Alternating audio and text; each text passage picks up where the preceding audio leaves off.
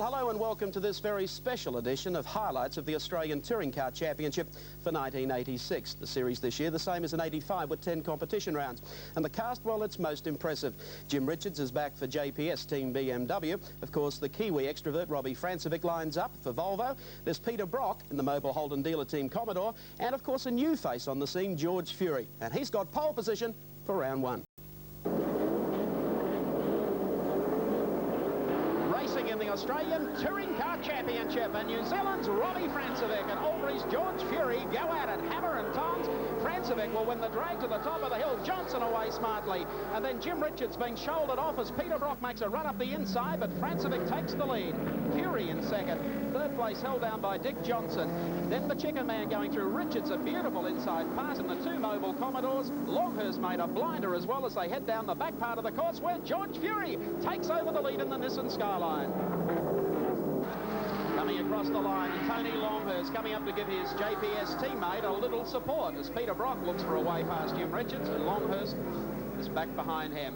Robbie Francevic goes back into the lead, this time over the top of Nissan Skyline. George Fury still in second spot, and Queensland's own Dick Johnson still in third. I think George got in trouble coming up onto the main straight. Francevic darted by, and Dick Johnson almost got the Nissan as well.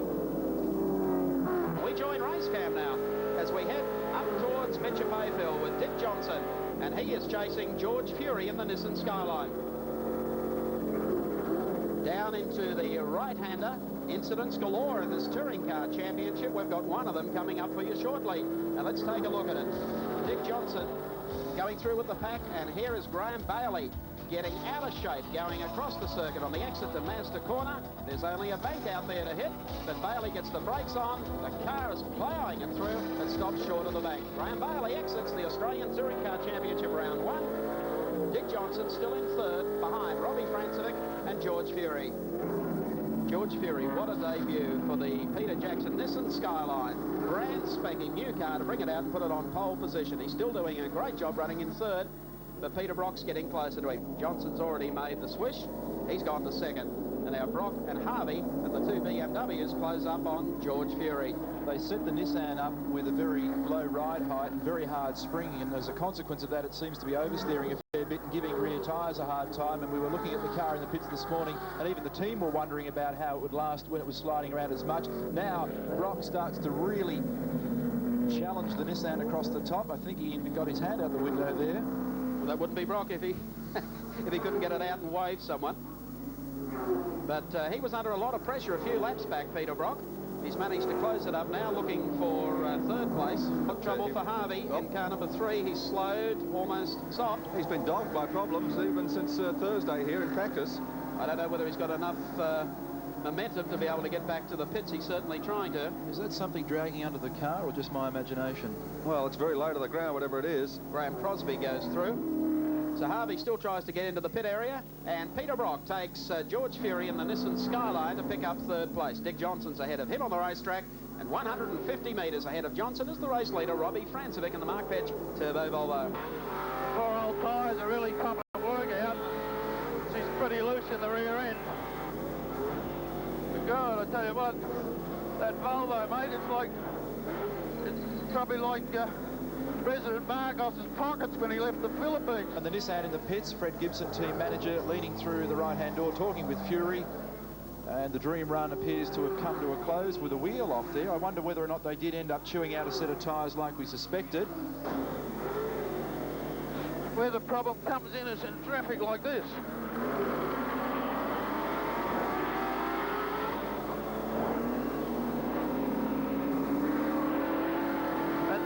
Brock's caught up, you see?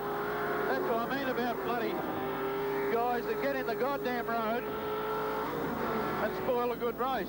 And just look at this scrap between Tony Longhurst, Peter Brock and Dick Johnson. They've been swapping for the last 2 laps of this race.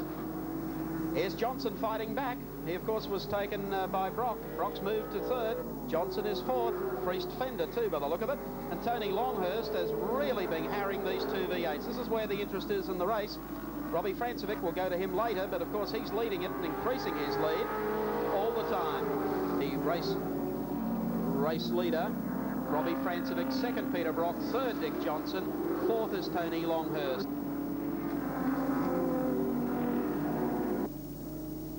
Tony is going to be so lucky to save that. There he goes. Bang on the inside of Johnson. Dick would love that. He climbs up on the curve all over it as well. Jim sitting back behind, just thinking, well, it won't be too long before I should be able to do the same. Johnson, meantime, is feeling the pinch, as he said to us earlier. Tyres had already gone off. Longhurst has gone through on the run into the loop area. Here's Richard starting to put some muscle up on Dick Johnson. Sorry, Dick, he says. The man has to do what a man has to do. And takes Brock on the same straight. I don't know what's happened to Brock here. And you heard how hard it was for Johnson to get power to the ground as he came out of there in third. And now Johnson makes a move on Peter Brock side by side. And out comes the hand. Peter Brock acknowledging something. Whether it's a flag or has he got a problem with the Commodore? He's gone to the pits. Richards goes through, then Johnson. Brock has disappeared to pit lane. Really, I guess in Peter Brock's situation, the tyres have gone off. And as you can see, they're going for a change of rubber.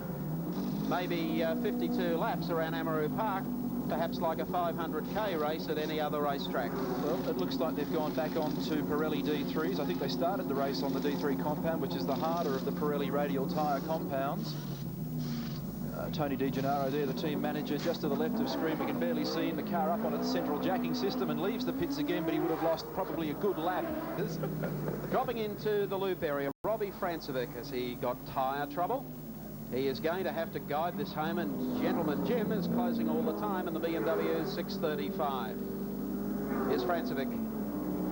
It's part of the circuit. The turbo getting away nicely, heading down to the left-hander at Honda. Laps on his side, but you'll shortly see the familiar figure, the familiar sight of that black BMW of Jim Richards, 635. And Frank Gardner will be telling Jim, you're closing at a couple of seconds a lap. But whether or not Robbie can tweak it, heading up the hill, here he comes, and there's the gap. 2 laps remain in the opening round of the Australian Touring Car Championship. Francevic, the turbo, turned up, going for broke. And the gap is now 3.5 seconds. He's pulled another second in that lap. And can Richards make it 12 out of 12 at Amaroo? And problems here for Gary Rogers in the 23 BMW. Francevic treating this almost like a ballerina on ice as he comes down. Look at Richards closing all the time. There's some lap cars coming into play. The last half lap of this race. And Francevic comes out of the bend, and Richards is on the boil, going after him as they come down now to the final. A right-hander. A slow car coming up. Frank Gardner steps up, waits to see who's going to win the championship opener. Robbie Francevic of Auckland comes into the final corner in the Mark Pitch Volvo. Richards closes, but going across the straight to take the checker. It goes to Volvo Power. Second place across the line is going to go to Jim Richards, and a great finish to Richards. And third across the line is going to be Tony Longhurst in the second of the JPS BMWs. A great drive from Robbie Francevic in car number 2. Let's have a look at the placings. Francevic, the winner in the Volvo 242. Second place to Jim Richards in the JPS BMW. And third place going to Tony Longhurst in the BMW 325. Stand by for the start of round 2 of the Australian Touring Car Championship from Symonds Plains in Tasmania. The flag is up. They're racing, and George Fury zips off the starting line, and the Nissan Skyline gets away smartly indeed with Robbie Francevic coming up on the outside. Peter Brock made a good start, so too to Dick Johnson, who does a little shuffle here right behind the 2 Mobile Team Commodores. So Francevic drops to second. George Fury leads into Bramble's U-turn for the first time. There's Francevic. They were then followed by Peter Brock getting up on the inside of John Harvey. Then we've got Dick Johnson in the green Mustang stretching up on the inside of Harvey as they come down to the Goodyear sweeper. Well, a tremendous start from George Fury in the Nissan. The car was terrific in yesterday's practice session. They seem to have cured their wheel bearing problems from last weekend at Amaroo Park, and Fury made it 2 out of 2 for pole position and has made an absolute blinder of a start in the opening lap. The car tends to get sideways a little, so George is going to have to be very careful with tyres. They're running Avons on the Nissan, but a most interesting vehicle. Across the top of the hump for the first time, it's Francevic in second position, then Brock in the Mobile Commodore. And look at this, Fury getting the Skyline sideways. Reminiscent of his rally days, I would suggest. Then it's Johnson, then Brock, then Crosby, then Richards, and Richards has come up very well, as you can well see there in the background.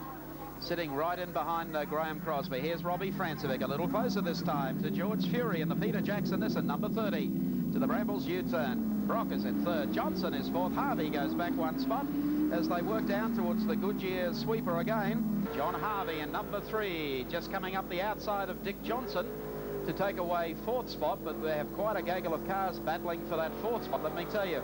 There's John Harvey just in front. There's Dick Johnson tailed right to him, and not too far back behind them, Graham Crosby keeping the two of them quite honest. Those Commodores, you know, they got more PHP than Robert Holmes the Court. Well, the turbocharged cars seem to be having their own little dice, and of course there's this next gaggle, including yourself. Yeah, mate, but we're not out of it either. No, long way to go. Francevic tailgating Fury at this stage. The car feel good? Mate, the car feels real good. You know, it's really got the wood on the Commodores under brakes, but there goes another one. That's Graham Crosby coming up. Yeah, we'll see what happens there. Okay. Sorry, Graham. Yes, it narrows up coming out of there, doesn't it? Not wrong, especially when he's on the outside.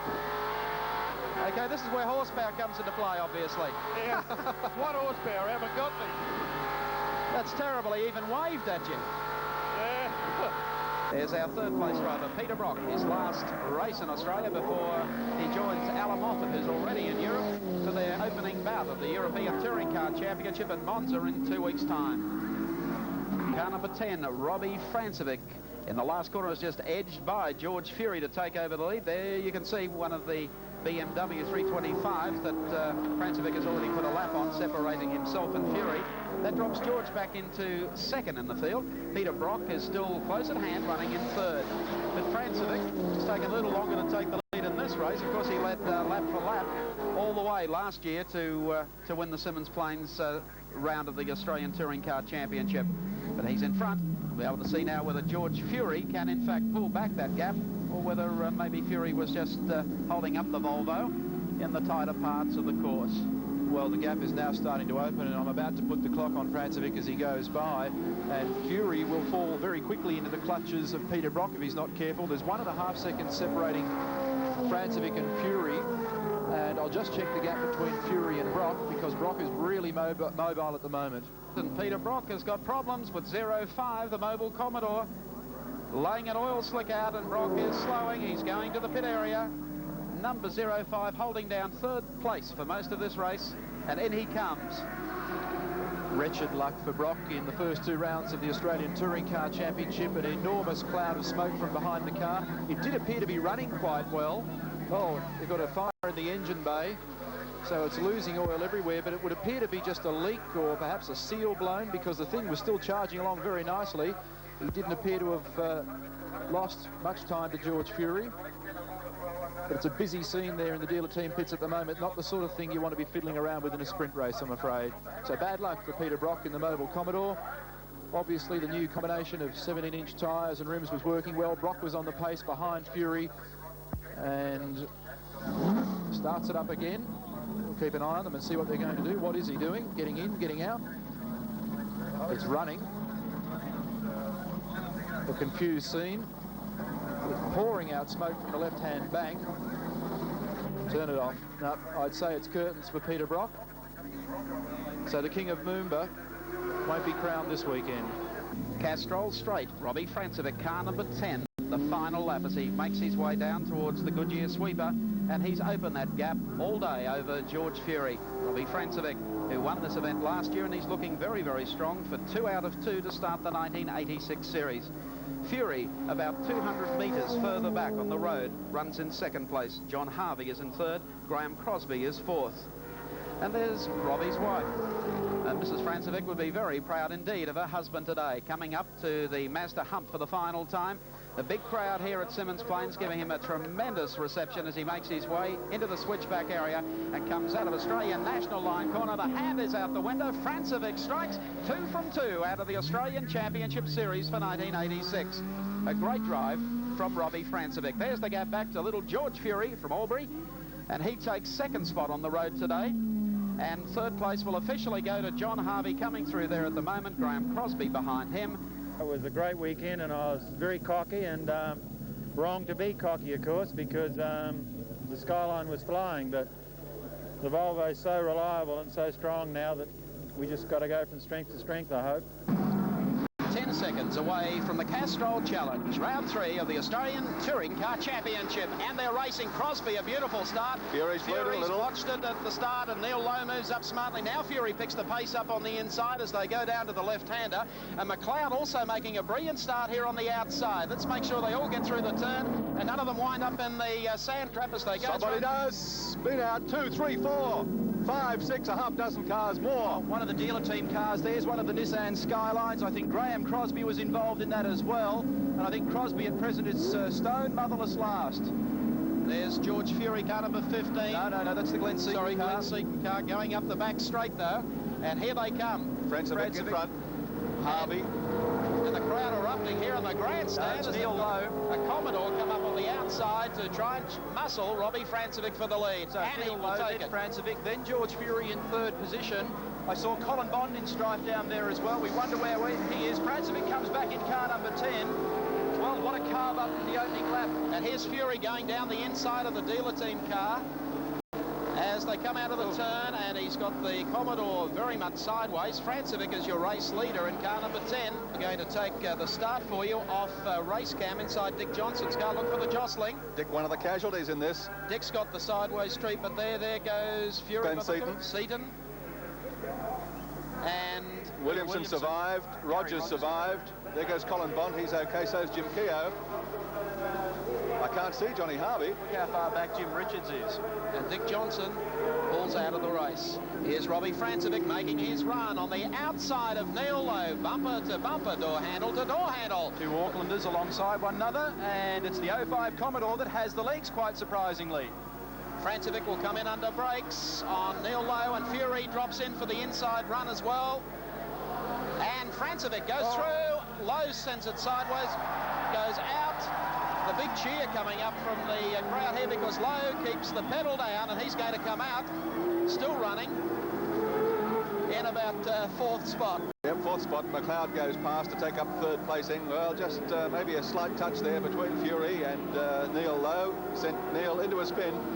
George Fury assumes command in round 3 of the Australian Touring Car Championship and now has the lead over car 10, Robbie Francevic's Volvo. Neil Lowe in the 05 Commodore has regained 3rd place ahead of Peter McLeod in car number 4. Then we've got Colin Bond, followed by Peter Williamson, then Murray Carter, Gary Rogers and Tony Longhurst in 9th position.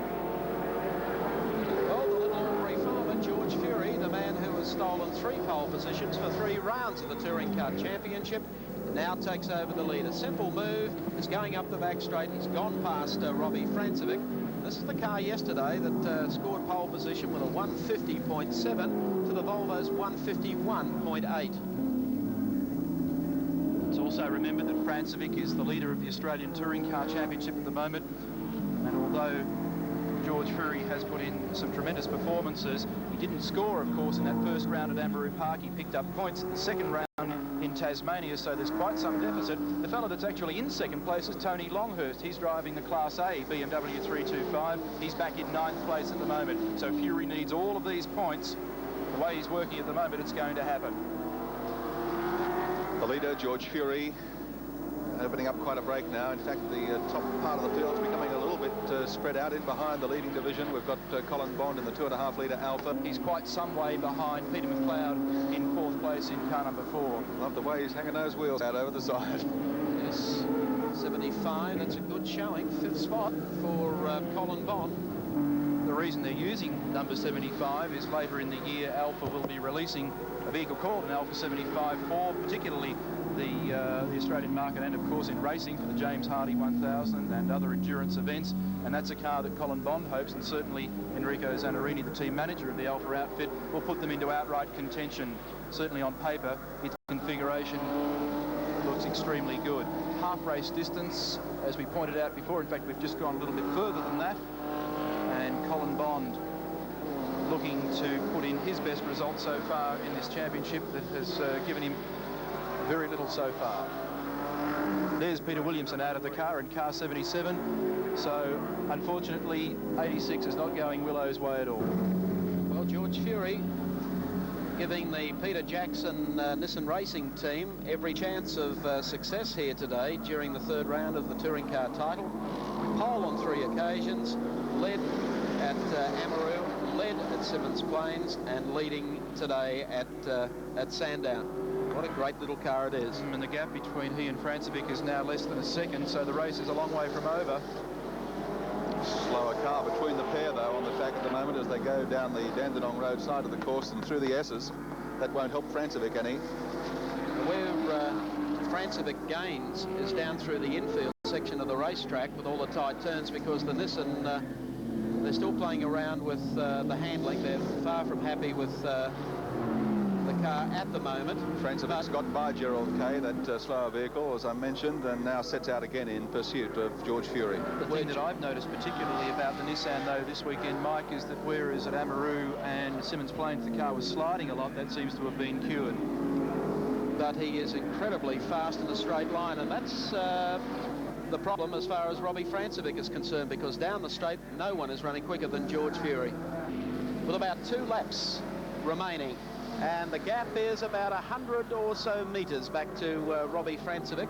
In terms of time, Mike, it's just over a second, and there's a further 22 seconds between our second place man, Robbie Francevic, and Neil Lowe. This is Tony Longhurst in car 25, second place in the series at the moment with a total of 39 points, arriving at that from a great drive at Damaroo Park and also at Simmons Plains. It was a third at Amaroo, a 7th at Simmons Plains, and the little 325 car, which is what's called a Class A car, gets more points than the bigger cars, is looking pretty good. This should be the leader, George Fury, car 30. Well, not only Tony Longhurst in the 325 doing well in the Australian Touring Car Championship, but of course BMW doing extremely well with the 325 model in the European title. Tony Voigt, of course, placed in 4th at the opening round at Monza, came back for a 6th outright at the second round at Donington in England last weekend. So the 325s, and nobody turns out a BMW better, I believe, better presented car probably in the world than Frank Gardner. And I take into consideration even the Schnitzer team in Europe. Oops, George getting a little sideways, feeling the pressure just a little bit. He's throwing it around now. Laps are running out. Robbie still close through this section of the track. But George, I think, will be delighted to give Freddie Gibson, Howard Marston and all the boys at Nissan a win here at Sandown today. Hometown crowd. They've been barracking George since the race started. And he's heading down past the pit area now. George Fury will come across the line and take it. Checkered flag for little George. He wins his first Touring Car Championship race of the season. Second spot will go to Robbie Francevic, and third place will go to Neil Lowe in the Holden Commodore for the mobile team, car number 05. And they're racing and getting away very quickly off the line is Peter Brock on the inside. John Harvey makes a lightning start and barrels straight down the outside, and George Fury goes with him. So they're going to split the Commodores at this stage as they head down to the right hand of Brock. Stays on the throttle as he goes inside Fury. Harvey joins in right behind, and here comes Brock, and down the outside Graham Crosby.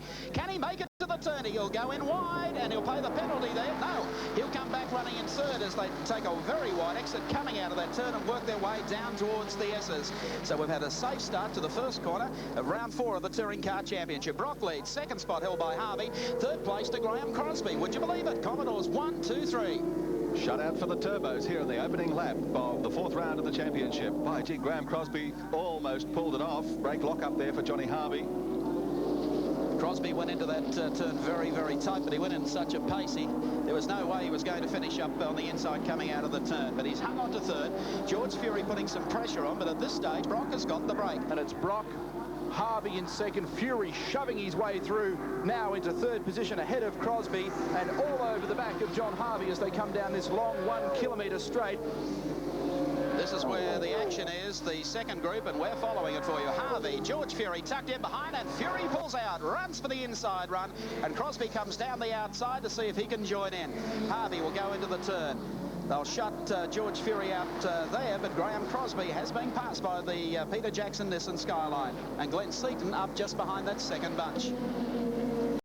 There's the traffic congestion. John Bow back a little in the pack. Jim Richards running well in company with Dick Johnson at this stage of the race as they make their way down through the S's and towards the oval again. The man trying to do it all is George Fury. He can see Brock getting away from him. And the fellow that's holding him up, believe it or not, is Brocky's partner, Johnny Harvey.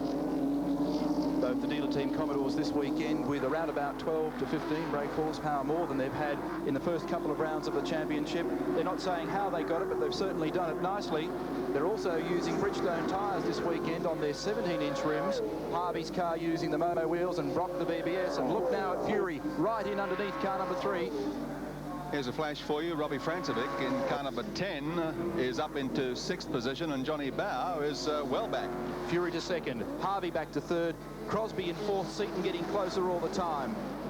As they come through the bottom part of the speed bowl here at Adelaide International Raceway and onto the front straight. So Graham Crosby has managed to pull away just a little from Harvey. That time Fury's car went past here, didn't sound the best. We'll wait and see. He's stretching it out nicely. I mean, it's loading up, coming off the turn, but as they go into the right-hander now at the end of the main straight, he has got problems. So George Fury, the first danger signal for the Peter Jackson Nissan team. Graham Crosby has now gone through to 2nd spot, and John Harvey will be very quickly up to 3rd. And as they were in the first half lap of this race, it's Commodores 1, 2, 3. Now 7 Sports race cam through the eyes of John Harvey's car number 3 to the right-hander at the end of the straight. And where is Glenn Seaton? And there he is in car 15. Through on the inside, picks up another spot to try and save the day for Nissan. John Harvey behind Seaton and now falling into the clutches of Francevic. Here's Johnson defending from Jim Richards. And just behind them, we've got Charlie O'Brien in car number 7. So this is a very good three-way battle. Yeah, quite a few battles going on in this race. As down the main straight, Robbie Francevic gets by, or is about to get by, Johnny Harvey. There's Seaton going through. Here comes Francevic. Harvey trying to hold him out. Harvey will do his best, but Francevic is quicker. So Francevic now goes through on the inside and will advance to 4th in the race. Harvey is 5th in car number 3. Peter Brock, though, still leading in car number 05. And back behind John Harvey, about to fall into the clutches of Dick Johnson, Jim Richards, and Charlie O'Brien in the bumper-to-bumper BMW. Seaton has been getting gradually closer to Crosby. They come along the long front straight towards the right-hander, and here is Seaton in car number 15. Behind this bunch, we've got Richards from Charlie O'Brien, Dick Johnson, Tony. Look at Crosby in terrible trouble out in the dirt. How did he get stuck out there? He's been very wide down there all day, hasn't he?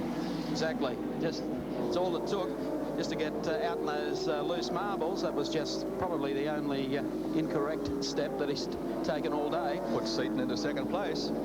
Yep. Happy birthday to you. Oh, happy mate. Birthday to you. Go away. Hey, 51, is that right? Oh, I tell you. I tell you what, I feel like John Harvey's tyre, mate. I think it's got a flat spot bigger than the Festival Hall dance floor. You can't keep any secrets here, Dick. Yeah, thanks, pal. Graham Crosby has started to pull in Glenn Seaton, and the 2nd Nissan Skyline was sounding a little on the rough side coming off the corner only a matter of seconds ago. The gap between Peter Brock and this dice here is 11.8 seconds. So while all this is going on, he's just romping away to the bank. He's already got the $1,000 that Gary gave him prior to the race. He could be in for a few more. This is where the scrap is, with Glenn Seaton in car number 15 holding down 2nd on the road. 3rd is Graham Crosby, and 4th is Robbie Francevic. Crosby really quite puzzling me at the moment, the way he's getting into corners very, very wide. He's been complaining all week of a lack of brakes in the Commodore while he's been trying to sort out some new material compounds. But when you watch him into these tight ones, you see the car wander very wide, which is just allowing people like Seaton, who's got through, and people like Francevic the opportunity to get through in what would appear to be the near future. As they come down the front straight, here's Crosby, pulls out of the draft, comes inside Seaton. Francevic, we'll see if he's got enough sting to go on with it as well, so Crosby comes back to take 2nd again.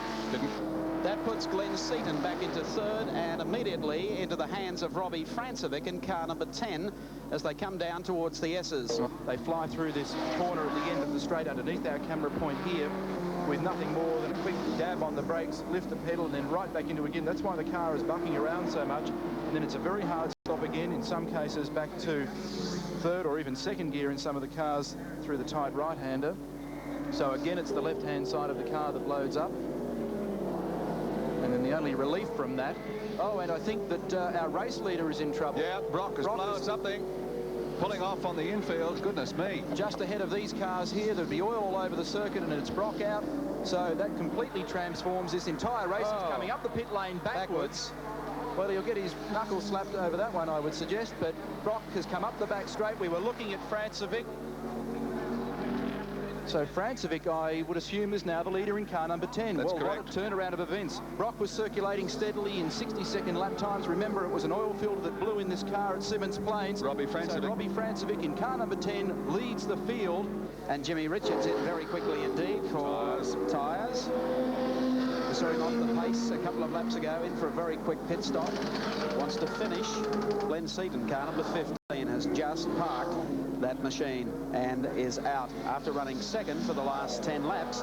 Robbie Francevic now finds himself well and truly out in front. As Robbie Francevic comes down this time to gain the board to tell him that he's got 1 lap to go. So Francevic on his last lap in car number 10. 10th qualifier, and was complaining yesterday that perhaps they should have done a little bit more work on the engine of this car. It's worked long and hard for a while, but it's all worked out quite nicely in the end for him, and his championship points total would move on to 110, well clear of his nearest rival. And with Fury out of proceedings, who was second with 54, and Longhurst, who was third with 53, who is still circulating, he'll have almost double the points total of Tony Longhurst in second position. That's a nice way to be as they head next week towards round 5 and the halfway mark of the Australian Touring Car Championship. Onto the bowl for the final time in the Valvoline Volvo dealers entry, car number 10. Last corner coming up, the right-hander off the speed bowl here at Adelaide International Raceway. And Glenn Dix has the checkered flag ready as the Super Kiwi Robbie Francevic comes out of the final turn to taste victory. He takes round 4 here today at Adelaide International Raceway. Second place is going to go to Graham Crosby in car number 2, and third place to Queensland's Charlie O'Brien. Only a few minutes away from the start, round 5 of the National Touring Car Championship, the Motorcraft 100 from Wanneroo Park. Racing, Fury just leaves them behind him. He's off, Brock's after him. Bow picks up the pieces now on the inside as they head down to Castrol for the first time, but the Albury Farmer has taken over the lead. Bow gets into second, Brock goes around the outside. They all go through Castrol Loop and now work their way onto the back straight and towards the S's. Bow in second. By Johnny Bow, and he was pretty lucky to retrieve second place. Brock makes it to third. Glenn Seaton is fourth, followed then by Graham Crosby. The next is John Harvey, Tim Slako, a good start too. Jim Richards has made a good one in the JVS BMW, and Dick Johnson is back behind them. 74, the Mazda at the tail of the field as they head down to Cold Corner for the first time. Bow's only having his 4th run in the Volvo. Now Brock goes through into second place. So it's Fury from Peter Brock, and then John Bow, behind him Glenn Seaton, Graham Crosby and John Harvey. And I think, considering his lack of experience in this car, Bow has been sensational. Now he tucks in behind the Commodore. Will the Volvo be quicker in a straight line? We'll see what happens when they crest the rise and down the other side. The Commodore extremely strong under brakes. So it's Nissan from Commodore, then Volvo, then yet another Nissan and a Commodore of Graham Crosby. Coming through to end lap number 1. We'll see what their standing lap time is. And Fury crosses the line in 1 minute and 7 seconds. And a very poor start, as Gary was about to say, from Robbie Francevic in car number 10. Keeping in mind that Robbie started well down the list from position number 7 today, and he'll have to do it the hard way after a poor start towards the S's. Here's our race leader, George Fury in the Nissan Skyline. The Peter Jackson entry. Peter Brock in second. John Bow, pole sitter, is in third, car number 4. The next one is Glenn Seaton in the second of the Nissan Skylines. Brock closes under brakes on George Fury as they come down to Cold Corner. It was about 3, maybe even 4 years ago when I was here, when Brock, Fury and Moffat had a sensational battle down at that corner, and Brock came off second best, but this time he's well positioned to try and get Fury as they come across the top of the rise. Bow gets in there as well, and now Brock for a run on the inside. He blew it a couple of days ago. Can he get it right this time? Brock to the lead. And a good pass here from Brock. Gets it out wide, though, and Fury looks down the inside as they come across the strike. Fury lets him go. Bow sits in behind them in third. Then about 3 car lengths back to Glenn Seaton, Graham Crosby, John Harvey, a few back then to Richards, Johnson, then Robbie Francevic, Slako, Tony Longhurst, Colin Bond, and Graham Hooley. 2 laps out of 40 run, and Brock is in front. They come out of Yokohama corner. George checking the mirrors. Not going to change. It's a Swedish V right behind you. They both need to check the mirrors because Crosby is bridging the gap on them, and there goes Bow through on the inside and moves up to second spot. See whether Bow can now pick up Peter Brock. They work out of Castrol Corner up now to the S's and towards the left-hander at BP. So John Bow, the man on the move. Once again out of Cobb Corner, tucking in on the inside, looking for a good run and a clean run up the straight is John Bow, and I think he might have it this time. Pulls up door handle to door handle over the crest and comes down, and he has now got the lead and the run for the next turn. There's no sense there carrying on because the turn tightens up considerably. Okay, Bow comes out of there. Brocky very close indeed to him, and Bow moves to the inside this time as Brocky comes down the outside with George Fury still fairly close. It really is something to watch at the wheel, Peter Brock. His car control is sensational. And he's done so many more kilometres than everybody else in this race in the first 3 or 4 months of this year by virtue of his campaign in the European Touring Car Championship. They haven't seen a PJ Nissan yet in Europe. They should be sensational. And there is talk of that next year as well. One of the other interesting things that's happening in the Nissan camp is that next year their car becomes a 6-cylinder turbo, so they redevelop all over again. So we only see this car for 1 year, and now Fury well and truly on line to make a manoeuvre. Here he comes out from behind Brock. He'll be side by side as they come over the top of the hill, and this will be very interesting. Brock is traditionally good under brakes down here, but Fury has a nice line and elbows him out the way. 05 goes back to third. Can he come back through on the inside? He's done a nice job of it. The two of them almost rubbing mirrors as they come down the pit straight in front of our commentary box, and it'll be Brock who has the line for the next turn. And can the former Australian rally champion argue with that? Nope. That was fantastic manoeuvring on the part of Peter Brock and also George. Very evenly matched cars. Yesterday, 61.97s for both of these cars. Evenly matched, but the wear and tear is going to be more important on Brock's tyres, I think. Here we go for the replay of the previous incident once more. It's now Fury again on the inside. Will he get Brock? Again, it's a nice line. He'll get him, but will Brock get him back coming out of the corner? He'll have to try the manoeuvre again. Yes, he's trying it. Here we go. George is a wake-up and tries to cover his tracks a bit better, and he does it very nicely. So it's Brock on the outside this time. Turbo 1-2, Johnny Bow up front. George Fury in second place. Peter Brock now third. The battle for fourth in the Australian Touring Car Championship between Graham Crosby and Glenn Seaton. Seaton goes in, clips the corner on the way in, but Crosby was already skating, as he still is, coming out of the turn and heading up to the S's. So he has some problems, I believe. I think there's a problem with the Crosby car. That time down pit straight, it was wobbling all over. Is it a deflating rear tyre? Down to Yokohama Corner. They're not that far back behind John Harvey, I believe. So there's John Harvey just ahead of them in the second of the Mobile Commodore cars, number 3. And John, of course, also carrying Sevens race cam this weekend as Francevic now makes a move on the defending Australian Touring Car Champion, who fights all the way and does not give an inch. And I think he's held his position. That was a fine piece of driving, but now Francevic has the line for the crest of the S's, and Francevic goes through and takes one more position away from Jim Richards. Bad news for the Mobile dealer team here at Wanneroo. Peter Brock was third on the track, not anymore. In the pits, trouble with tyres, and they're under the bonnet as well, so obviously there are a couple of things amiss with the 05 car. Brock not looking very happy at all. He had a battle on his hands as it was with the turbos, and of course John Bow continues to hold a substantial lead in this 5th round of the Touring Car Championship, with George Fury holding down second place in the Nissan. Bow, the leader, is in the pits. John Bow is in. Let's go down to Neil Crompton. And in the pits here at the moment, John Bow, the man that did brilliantly to take pole position and of course led the race, and we'll just let him get his helmet off, but they're pushing the Volvo away at the moment. And I guess, John Bow, you're a very disappointed man. Does John Shepherd know what the problem is at the moment? I don't know, mate. It went off, the engine went off, and I reckon we maybe had the wrong grade of plugs in it or something for it's the Swedish engine, and like we don't know much about it, and it went off and it just died altogether. It's like it cooked the plugs or something, I don't know. George Fury has been sitting back there in second most of the day, now takes over the lead. And this ends a 1-2. And of course Glenn Seaton has now moved into second spot with John Harvey in third and Robbie Francevic in fourth. And Francevic is getting closer all the time. There's 12 laps to go, you know, he could do it again. Surely we couldn't have a repeat of Adelaide where they dropped out like flies and Robbie came storming from the clouds to pick up the pieces. Harvey doing a great job here in 3, but Francevic on the inside takes the inside initiative. and comes out of the bend, leaving not too much room there. But still, that's racing. So Robbie Francevic comes from the back of the field back to third. His championship hopes are still alive. Here's the man that's done it all, car number 30, George Fury in the Nissan Skyline. Comes out through the S's. Very clean, concise lines through there and heads up to the top of the hill. Harvey's in trouble. Now, that puts both of the dealer team cars in strife. Did not see it happen. Goodness me, how unlucky are they this weekend and the weekend before.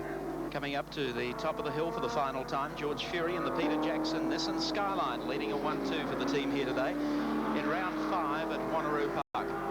Coming down to Yokohama Corner for the final time, and the Albury Farmer is going to reap a reward in round number 5. He comes out of the bend, checkered flag will be at the ready, and George Fury tastes victory in round 5 of the National Touring Car title, the Motorcraft 100 from Wanneroo Park in Western Australia.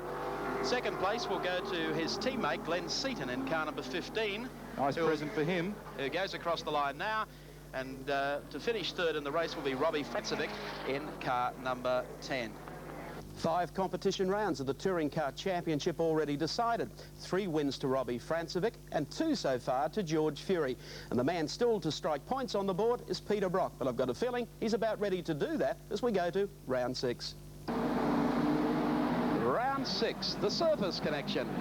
Here today, Brocky on pole position, and a lot of V8 Aussie fans are hoping for a Commodore win. 2 Nissans sharing the front row with him, and then Jimmy Richards starting out of the second row in company with Graham Crosby. 10 seconds to go. This could well be the race of the year, the 4X100. And racing, but it's Fury who gets off better from the middle of the pack. Brocky goes with him on the inside, and Glenn Seaton makes another blinder down the outside. Francevic also getting in amongst them as they head into the first corner. And it's going to be a Nissan 1-2 for the Peter Jackson team as they head down to IPEC corner for the first time. Little George Fury, the Albury Farmer, is the race leader. Seaton into second. Graham Crosby moves up to third, and he's followed by Peter Brock, who got away from the start a little slow. Francevic looking very strong there, and John Bowers moved through the field to keep him company. Down to a center corner. Big start by John Bower to make up as many placings as he did, and Robbie Francevic really put it to Peter Brock through the first corner. I'm surprised that Brock was a little tardy off the mark, and certainly the Nissans have been quick to take advantage of it. There goes Dick Johnson, Graham Bailey just up ahead of him in the new liveried Chickadee Commodore. Charlie O'Brien and the BMW ahead of them. And one of the cars has gone off down in that corner. It could be one of the Nissans. Yes, it is. Fury leads. It must be Seaton who's gone off the racetrack down there. Just glided off the circuit. Maybe he'll rejoin. There he is. He's trying to get back on the pace, so Glenn Seaton moves back onto the racetrack. But George Fury leads out of the first corner. There's Seaton, so it's George Fury who's run into problems down in the bottom turn as well. Well, they're all in strife, and it's Brock, I think, who now leads. So Crosby's gone walkabout somewhere along the line. The new order is Brock, then followed by Robbie Francevic, John Bowe, Jim Richards, Charlie O'Brien, Graham Bailey, Dick Johnson, David Oxton, Tony Longhurst, Greg Hansford, Alf Grant, then George Fury. Now we have a look at a replay of just exactly what happened from the eyes of race cam. This is in Graham Crosby's car. He comes down the inside of Glenn Seaton. Seaton pulls over for the corner. Seaton goes out across the infield, and that has put Crosby off course. No, there's Seaton. He's come back. He's come back to get him again. Jammed into the fence, the both of them. Look at John Bowe here, getting the Volvo up on 2 wheels briefly through the ripple strips, and Graham Bailey's really come to terms with his Commodore very nicely. They're coming up towards Brian Burt Ford corner, and Bowe finds Graham Bailey just poking the nose down on the inside. We'll see what the straightaway drag brings. Dick Johnson has joined in for the draft, and right behind Dick Johnson is the turbo Ford Sierra of David Oxton, trying to pull out of the draft, and Race Johnson. George Fury in there too as well, Mike, having rejoined the race, but of course he'd be at least 1 lap down. It's a great scrap. Just look at the freight train, will you? Johnny Bowe, Graham Bailey, Dick Johnson. Then right behind them, George Fury, who's trying to come back through the pack after being sent off in the opening lap of the race.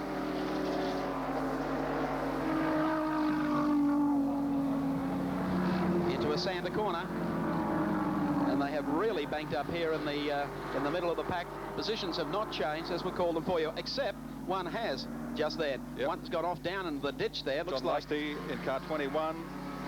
His Commodore's had its day, I'm afraid. that would be just on the exit, I think, perhaps of IPEC corner. Tony Longhurst there doing some swapping of positions. Real battle going on here. John Bowe having an awful time trying to stall off Graham Bailey, Dick Johnson. Discount George Fury for the moment because he is a lap down, remember, but Tony Longhurst, eager to mix it in the smaller of the BMWs, does so. Dick pulls out down the outside. Bowe on the inside trying to stall off his charge behind him. And Fury coming back in the pack too as he sits in behind here. In the Peter Jackson Nissan Skyline, comes down on the inside of John Bowe and will force the pace down on the inside. So he takes Bowe. Johnson tries to get through, just sneak up there and see if he can gain a position or so. And going around the outside is Tony Longhurst. This is great Group A touring car racing, round 6 from Surfers Paradise. What a great performance from a 2.5-litre motor car being driven by Longhurst, battling with Johnson, who now comes through. The other Nissan is also involved. We're trying to plot just exactly where they are in the race at the moment, considering they spent some time off the road. But one has to bear in mind that that car, the black car on the left-hand side of screen, is what we call a Class A car. It is the baby of the bunch, and it's mixing it with the heavies. Rocky, meantime, continues to lead the 4X100 and lead it comfortably at this stage from Robbie Francevic. Well, what a start to today's 6th round of the title. Graham Bailey sitting back behind George Fury. We'll get some splits for you shortly as they come across the line. I've got the clock on Peter Brock, and the gap back to Robbie Francevic is now 4.3 seconds, and the gap back to Jim Richards is now 2.2 seconds. We leave him and pick up on David Oxton, who ran into a spot of bother just a quarter of a lap ago, dicing with Tony Longhurst in the 325 or JPS BMW, and the Sierra certainly getting a little too high there. He goes around. Looks like he got a little nudge there from Tony. Certainly did a little. Thank you very much. How lucky was he not to be collected by Greg Hansford? So that was David Oxton's lot. Did well to survive that, Oxton. It's cost him quite a few places, but he's still battling on pretty strongly out there. Here's a man who's going very, very strongly indeed. 0-5. Peter Brock continues to lead the race after 12 laps. Still Francevic in second place, and Jim Richards holding down third spot. Graham Crosby's race lasted just less than a lap, and Graham a bit of front end damage. Yeah, I'm an innocent party this time again. We went into the one of the back corners over the back there, and I sneaked up on the inside of Seaton, which I thought was quite a nice, easy manoeuvre. I was just going to pull it through on the inside, but I got a nudge from Peter, and he pushed my car straight into the side of young Glenn Seaton's car. So now we've got a bit of damage down there. Our 4X has been reduced to a 3X. We've got, you know, a front guard and a few other bits and pieces, but I'm pretty disappointed because the car was going really well, and, you know, I was feeling pretty good. Well, recapping the top 10 for you in the 4X100 as the laps wind down towards the checkered flag. Peter Brock is the race leader and doing it very comfortably from New Zealand's Robbie Francevic in the Valvoline Volvo. Third is Jim Richards in the JPS BMW. Fourth is George Fury in the Peter Jackson Nissan. Then fifth to Charlie O'Brien in the BMW. They then followed by Graham Bailey, Dick Johnson one spot ahead of them, Tony Longhurst, John Bowe, and Greg Hansford rounds off the top 10. Coming down to the right-hander at IPEC turn, and guess what? He's right on the bumper of Dick Johnson again. Isn't he ever? What a tremendous shot from Racecam. The little BMW was only about 960 kgs. It's probably around about 300 kilograms lighter than Dick's car, so you can see how useful he can make that under brakes. But he just misses out in the horsepower department by around about 80 or 90 brake horsepower. But he misses out in nothing in determination. What is he doing? He's wandered outside now. He's going to try and round up Dick on the outside of this turn. I can't believe he's trying to do it. I think he's going to get away with it, though. I don't think so, is he? Well, how close can they go? He's done it. And the crowd on 4X Hill comes alive. Johnson goes round sideways right in front of the Family Hill area. And they were very close indeed. Maybe he's stalled. No, he hasn't. 17 car. He's trying to find a close spot on the racetrack to get out. Oh, I don't think we'll talk to him. At this time, you know, you do not get involved involved with a race cam discussion with Dick after what we've just seen. Here's what happened as we take them down through the bottom third. Longhurst decided that he was going to round up the Mustang on the outside, surprising everybody, including Dick Johnson. The little car had the power. Look at this. Put a feeler gauge between them. Dick then wanted to come back on the inside. Tony looked like he was gone for all money, and Dick pulled too hard to the left. Gassed her up, and around he went. Ugh. A penny for his thoughts. No, I'm not going to ask him. There's Peter Brock. He's in good shape on his final lap. Lap 25 of the 4X 100 of the Australian Touring Car Championship. And for all those Aussie V8 fans who have been waiting for the day that the turbocharged challenge was answered here in Australia as well as overseas, Brocky looks like he's going to do that today here at Surfers. The Surfers shootout has certainly been dominated totally by Peter Perfect as he comes out of the Brian Burt Ford turn, coming down the front straightaway, the checkered flag at the ready, and Peter Brock strikes gold at Surfers. Finally picks up a round of the Australian Touring Car Championship, and the crowd has gone wild with excitement, acknowledging a great drive from Peter Brock. Second spot will go to Robbie Francevic of New Zealand, and third to the JPS BMW driver Jimmy Richards.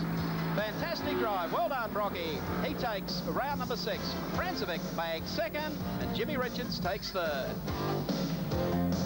About 10 seconds away from the start. Little George Fury has pole. Harvey starts outside of the front row.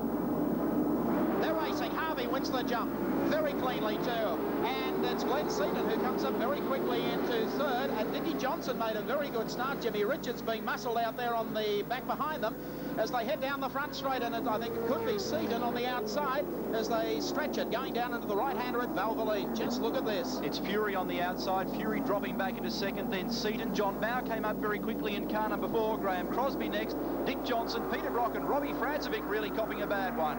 So John Harvey, the leader of the 7th round of the Australian Touring Car Championship, as they crest the top of the hill. Coming down to Coca-Cola, and they sweep through here, working their way onto the back straightaway. Harvey will lead it. Georgie Fury in second. His Nissan teammate Glenn Seaton is back in third. Then the first of the Volvos, followed by Graham Crosby, Dick Johnson and Peter Brock. Coming down now towards Glowweave Corner.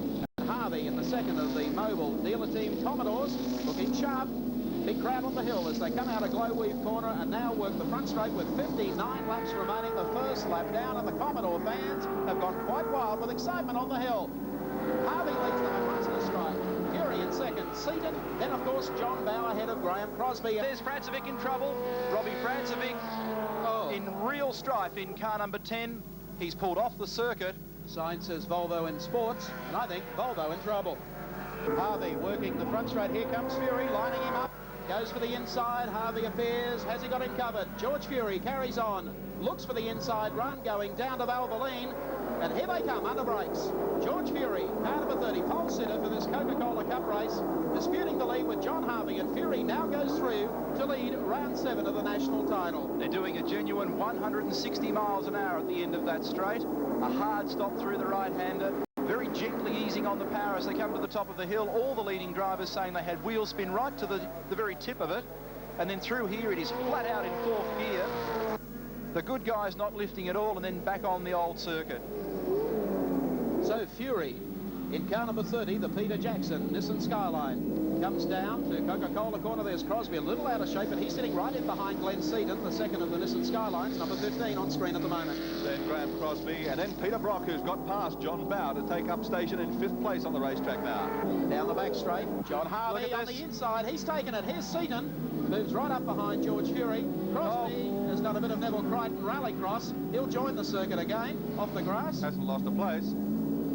Side by side again as they come down the straight, and Fury has a glance over through the left passenger side window and goes through into the lead in the Nissan Skyline. Harvey on the outside under brakes, and the braking ability of the Commodore surprising me. Side by side through Valvoline Corner, somebody has to give, and George Fury comes out in the lead. Magnificent move that from Harvey, and held position right on the outside of Fury. Fury once again goes out of Coca-Cola, up over the hill. Harvey in hot pursuit. Seaton is the next one back, followed by Graham Crosby. And then John Bow and Peter to rock. Crosby, this time he's got a better run. Closes under brakes. There's the shot from race cam. Harvey at the wheel working. Crosby locks a brake. Harvey back down through on the inside and manages to take the placing away from him once more. But look at Crosby unleashing the horsepower, and through again on the inside goes John Harvey. John Bow in there as well. How did he survive that? And John Bow is now ready to roll towards the front. He's caught Crosby. Crosby may be held up by John Harvey, but Bow wants to get on even terms, despite the fact he's got his front bumper almost falling off. Harvey, Crosby in 6th, and John Bow in the Valvoline Volvo, number 4. They're holding down 3rd, 4th, 5th on the racetrack at the moment, and barely more than 5 seconds separate the top 5. Oh, what a manoeuvre! John Bow with his head down and the tail of the Volvo up, goes through on the inside, and Crosby would not have known where he came from. That gives you an indication of just how quick that Volvo is at the end of the straight here at Calder. And the talent of John Bow, the Australian driving champion in the Formula 1 class, or Mondial as we know it. His big chance this year with the Works Volvo team. And you can tell when he gets that head tilted forward that anything can happen. Next man on his list, John Harvey. Oh, look at Crosby. He's run wide in all sorts of strife. What'll he do this time? Oh, how did he survive that one? Well, it gets you back out on the racetrack, but it cools the tyres down a bit too. Keeps going in that direction. He'll end up on runway 27. Not wrong, Waldo. Fury from this and about 2 car lengths back between those 2 cars, then 100 back to John Harvey, with John Bow ready to strike. And I think Bow will make his move here on the inside, and he does just that. Has a little look, and down under brakes he comes on Harvey. So John Bow. Well, that's just brilliant driving, and obviously the Volvo with the braking capability to back up the driver. The luckiest fellow on the racetrack has to be Graham Crosby. He's gone off twice and never lost a place in any of the manoeuvres. They drop over the hill, coming down now to Coca-Cola corner, and John Bow goes through the number 4 Valvoline Volvo. They come out of the bend. We'll see them on the front straight as we get the wide look at as they come across the line. And there is Fury in 30. Now Fury, I would think, would have the message that Bow is starting to climb all over Glenn Seaton.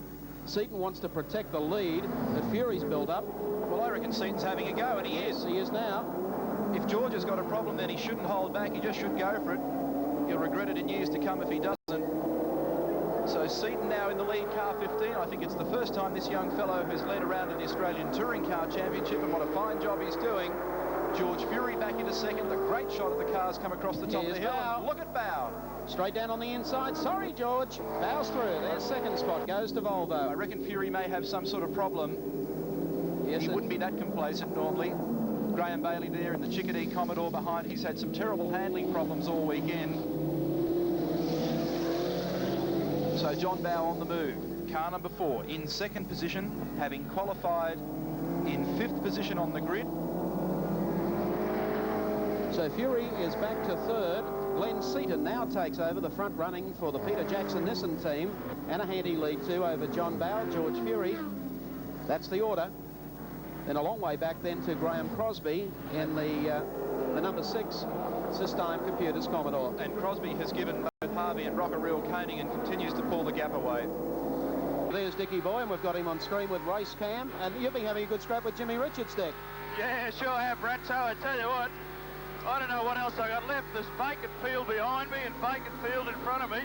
I suppose the only thing that can go wrong now is I'll have to put a speedo in so Keaty can get into me about this fringe benefit tax now. We just want to know whether you're carrying your logbook, Dick.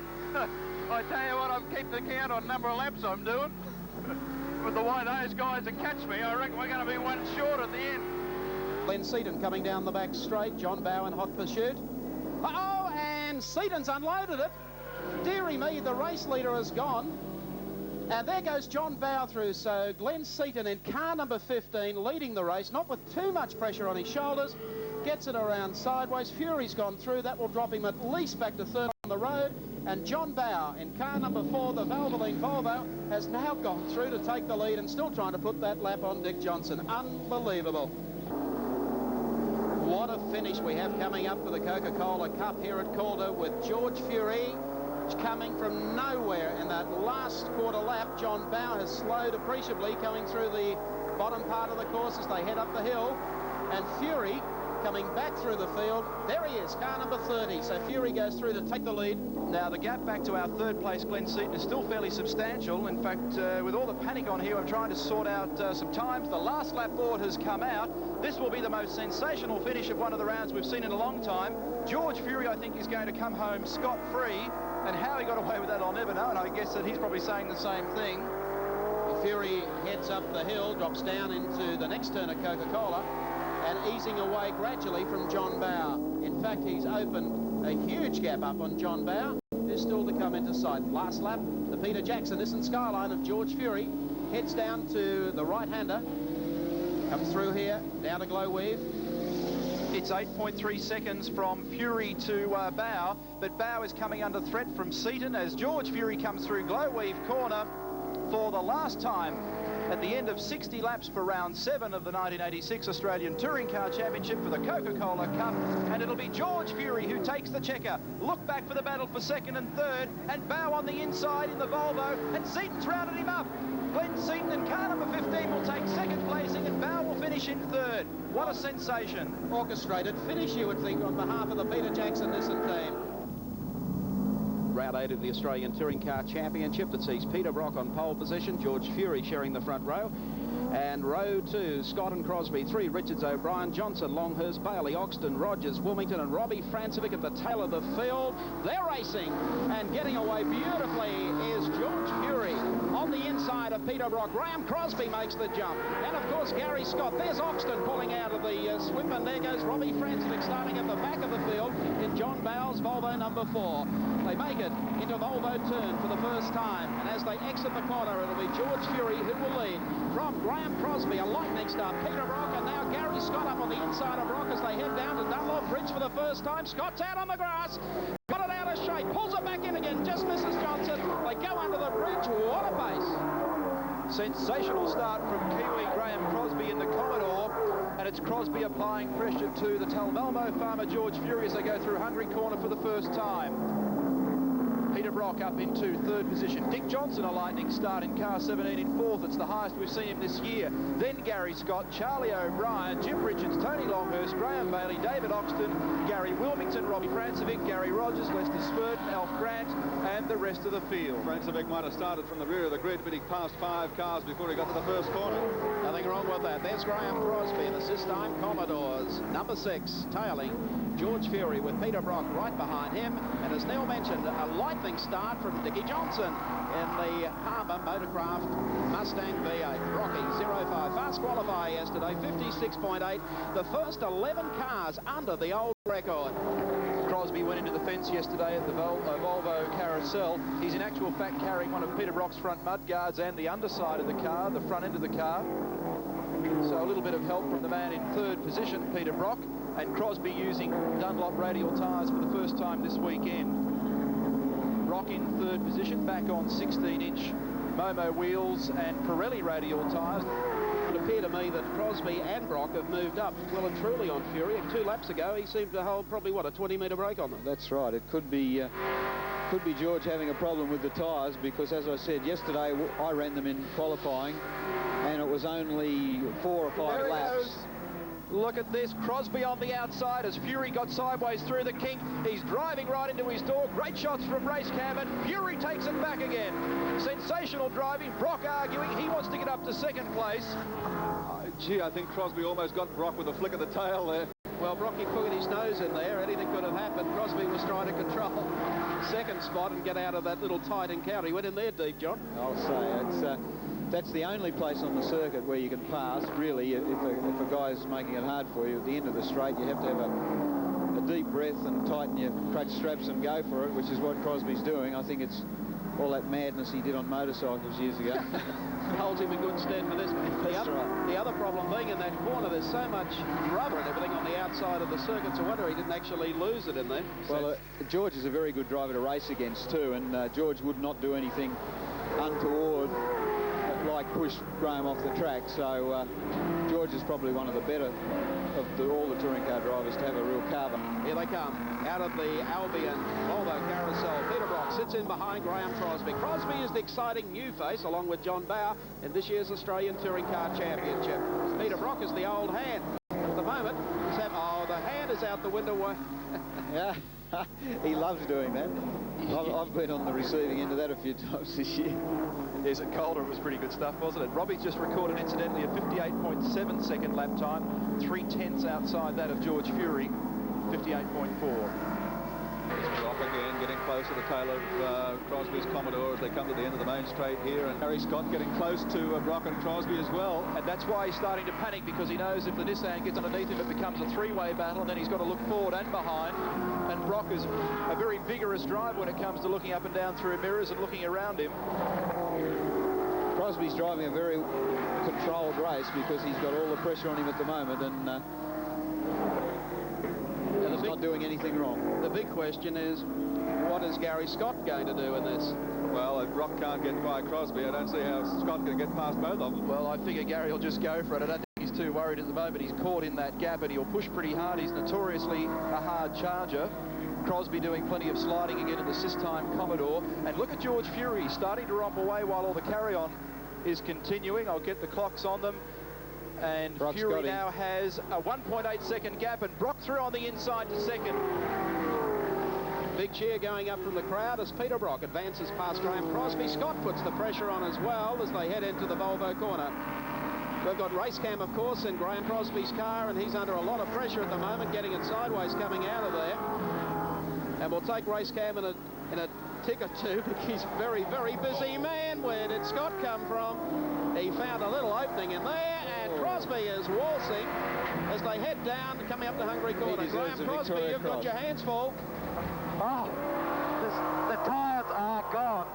I can't do a damn thing about it. They're every which way. But the direction I want the thing to go, I've never had to fight so hard all my life. Well, here we go. This thing gets sideways, something chronic. I've dropped from 57.2s down to 59.5s. That's just, like it's just impossible. This is at half distance, Mike. 17.5 laps remaining. Come up on Kevin Clark's Mustang. Take him on the outside. Scott gets by. And Fury with Brock in full cry behind him. The Mobile Commodore number 5 lurching all over the racetrack. They come down to Valvoline corner. But George Fury is one of the guys with a cool head. Gary Wilmington, number 12. The Jag has a snag. He's doing a tune-up, probably. The top of Motorcraft Hill. And we'll wait and see whether Brock has horsepower to spare next time they come along the straight. Mike, I think George's tyres have seen better days, and he's doing a very good defensive drive to keep Brock behind him. Look at Brock. He's really fighting as he blasts past our commentary point. He's flat out through this left-hand kink, up onto the outside of Fury. Don't leave the gate too wide open, Peter, because Scott will go through. And look at Gary Scott right into the back of the Commodore. And put the hand back in the window. Yeah. Okay, Brocky gets it sideways on the exit out of the Volvo carousel, coming down to the bridge again. Brock swings to the outside and will now duck down the inside if he can find a hole here. Brock setting up. There's a car in here. They're going to play a bit of drafting. Here's Wilmington staying to the outside, or the inside rather. Brock's badly held up there. We've fist out the window this time. Oh, no. Let's see, the Gary Scott, of course, down the inside. Brock skating all over the place. Goes through, and now we've got a 1-2 running for the Peter Jackson Nissan team. Brock hand up for Gary Wilmington, but poor old Wilmington, I think, was trying to do the right thing. Scott seized the opportunity nicely. And, of course, another incident that we pick up for you. Tony Longhurst. Tony Longhurst, only the lap before, going into the carousel. Say smoking could be a health hazard. Now, poor old Jim had to spin to get out of the way. Oh, look at this. Shades of Bathurst last year with and Robbie Francovic gets the split between them. I think it'd be enough for Frank Gardner to want to starch his cap. And, of course, the man that we're following at the moment is Robbie Francovic, having a super drive from the back of the field here today. And up to fourth place, yeah. Fourth place. Well, John Bowe, car not a bad old car, is it? It's not a bad old car. He's not a bad old peddler for a Kiwi. He's a good driver. Well, fourth place in this race would give him, let me see, 20 points in the championship. take him on to 179 points. George Fury, who's currently on 130, would pick up another 28, so he's up to 158. So Robbie still maintained a very healthy buffer for the lead in the title for the next 2 rounds. Really, all Robbie needs to do for the next 3 races is to finish in this sort of position, because he got a break early in the season. And if he can just stroke it along and come 3rd or 4th or whatever. I guess that's why it was fairly important for you to be sitting in here with us today and give the car to Robbie. That's exactly right. Here's some traffic. Look at this. George Fury once again on Kevin Clark. Gary Scott sits in behind. They come up on Gary Rogers and the Bob Jane T-Mart's BMW. As they come down the roller coaster through 4X Bend, Scotty slips by. And once again, they got that pattern, the 1-2 running for them. There's Brocky doing some rallycross too, as he pulls alongside. Hands up for Gary Rogers as they go into the bend. Got to be the world's busiest race car driver. Well, I tell you what, they had that 26-hour car test at Calder. Maybe today was even a better test for Spa. Down to Valvoline Corner, Peter Jackson Nissan glides out of there up to Motorcraft Hill for the final time. Next round of the Australian Championship will of course be at Winton Raceway in Victoria, a fortnight's time, and that of course will be followed by the Castrol Grand Final at Sydney's Oran Park in July. The last corner they work at 4X Bend, coming out of the last chute, down to take the checkered flag, and Nissan strikes gold at Lakeside. First place to Georgie Fury, second spot goes to Gary Scott, and Brocky picks up the pieces to take 3rd. Robbie Francevic takes 4th for Volvo. Not too far away from the start of round 9. The Australian Touring Car Championship, the Winter Roundup. And they're racing, and Jimmy Richards gets off with a blinder. Gary Scott alongside, grabs another gear. They head down to the first right-hander. Scott will have the line for the turn. Fury got away quickly indeed. It will drop into 2nd or 3rd spot as they come down towards the right-hander. George is already up into 3rd, and that is good, but Richards now finds Gary Scott on the inside of him, and George poking through there on the inside. George Fury going for broke in the opening laps of this race, but Richards holds down 2nd. 0-5 has come to a halt just out of the first turn. There's Brock. Brock's car is either locked up solid, something has gone wrong. Now he takes off again. So Brock's race is virtually over. He trails to the field by almost a quarter of a lap. They've worked their way through Autosport. Now up to the right-hander at Castrol with Gary Scott in car number 15, the Peter Jackson Nissan Turbo, leading from Jim Richards in the BMW. Then right behind them is, of course, George Fury. Then the first of the Volvos as they work the back part of the course, coming down to the S's. Colin Bond in there as well, just being passed by Robbie Francevic in the number 10 Volvo. So it's John Bauer leading his teammate Francevic, the series leader at the present time. Then Bond, then Dick Johnson, David Oxton, then Tony Longhurst, Graham Crosby, who hasn't had the best of the start. As Jimmy Richards in car number 1 still trails Gary Scott. George Fury finding himself under a little bit of pressure here from John Bauer in the Valvoline Volvo. Yeah, the leading 2 are getting away from Fury, and Bauer poking the nose up underneath Fury's Nissan as they go through the top corner at Castrol and head into the back straight. Robbie Francevic too is all over the back of John Bauer's car. Dick Johnson in amongst that group as they come down to the S's again. There's the gap, Scott to Richards, then Fury, then Bauer, and Robbie Francevic with Dick Johnson, who's come past Colin Bond's Alpha and moving up behind Robbie Francevic. Bit busy there, Dick. Oh, mate, she's a pretty busy little circuit, this. Up. There goes Bondy. That was a bit slick. Yeah, mate, it's had a tyre war around here. You get these big crackers of motor cars, pretty empty. But guess what? What? Ross is behind. You've been waiting for weeks to say that. So how are your tyres? Well, I don't know, there's a long way to go yet, mate. Yeah. Are they holding up at the moment? Well, sort of, half. There's heaps of oil around here. I don't know what happened, but somebody exploded something. I think that could have been Tony Longhurst, actually. Oh, well, you can't win them all. How physical is this racetrack, Dick? It's a very small one, and it seems like you're turning all the time. Mate, I got the lowest dip I got, and they don't even get top gear. She's like Robert D. Costello running a marathon round his clothesline. I see we've just been given a 67.4, which is about 3 seconds slower than what we qualified, but really the circuit is feels as if it's got a lot of oil on it, you know. So what sort of tyres did you ultimately decide to use? Round black rubber one. That's Jim Richards in the number 1 JTS BMW in second position on the racetrack here at Winton in Victoria, round 9 of the Touring Car Championship. And up ahead of him, he's got Gary Scott from the Peter Jackson Nissan team, and on his rear bumper, George Fury from the Peter Jackson Nissan team. 28 laps completed, Gary, out of the total of 50.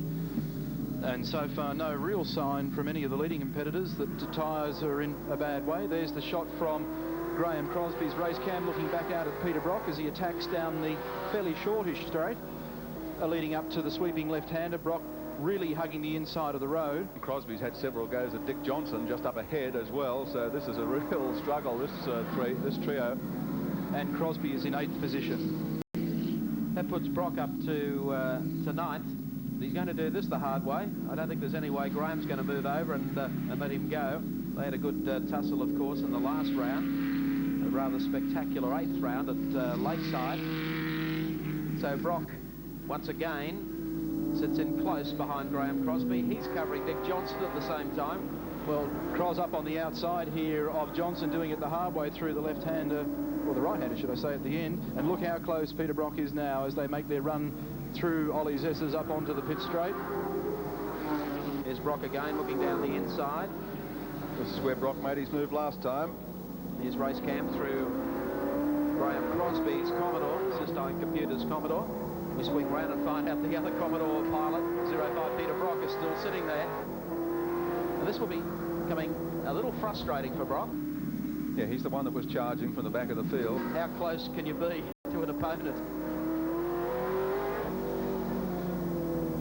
He's a little busy at this stage trying to find the right line. Just a place to pass here at Winton. There's only a couple of short straights. They're coming onto one of them now.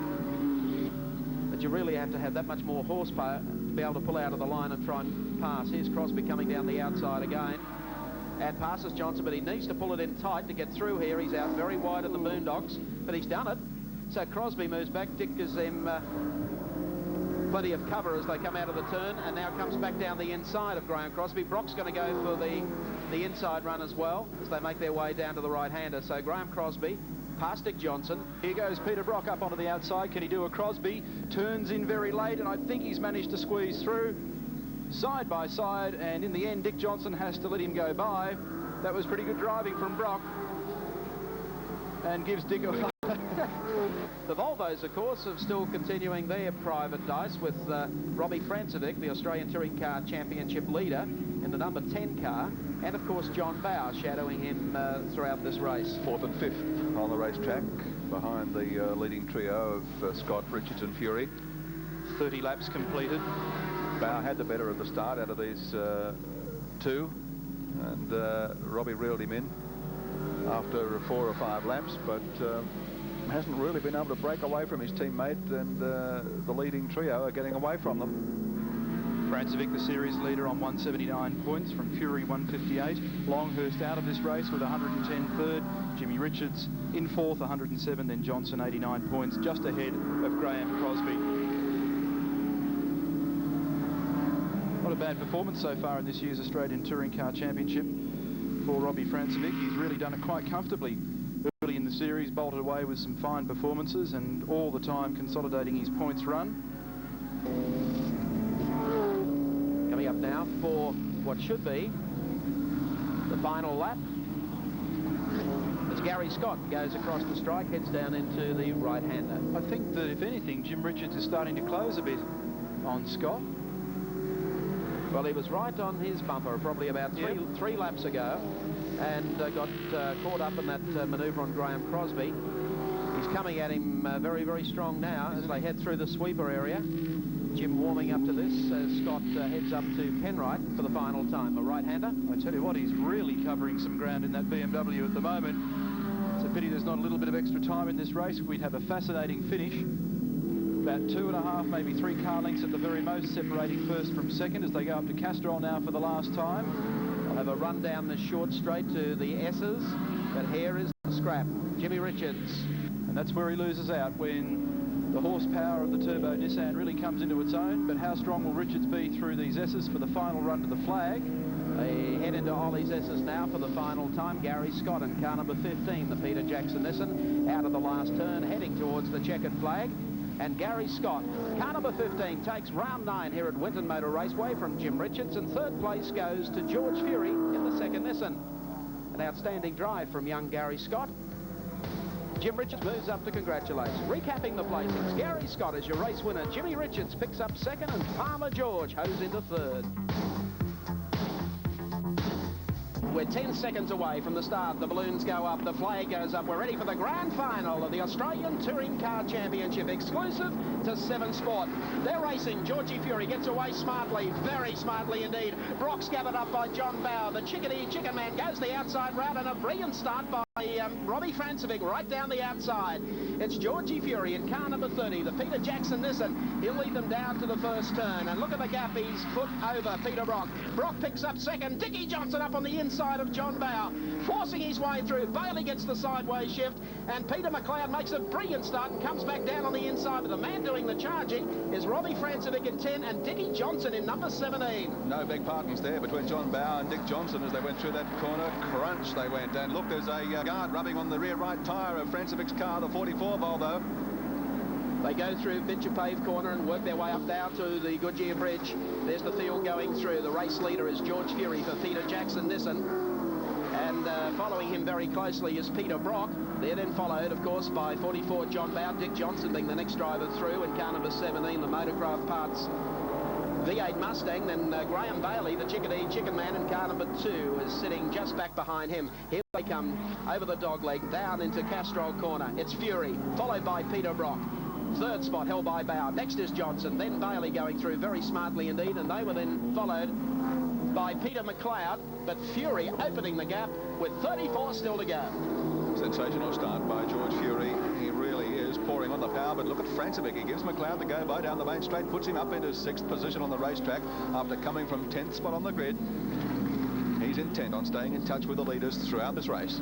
There's Bell going through 44.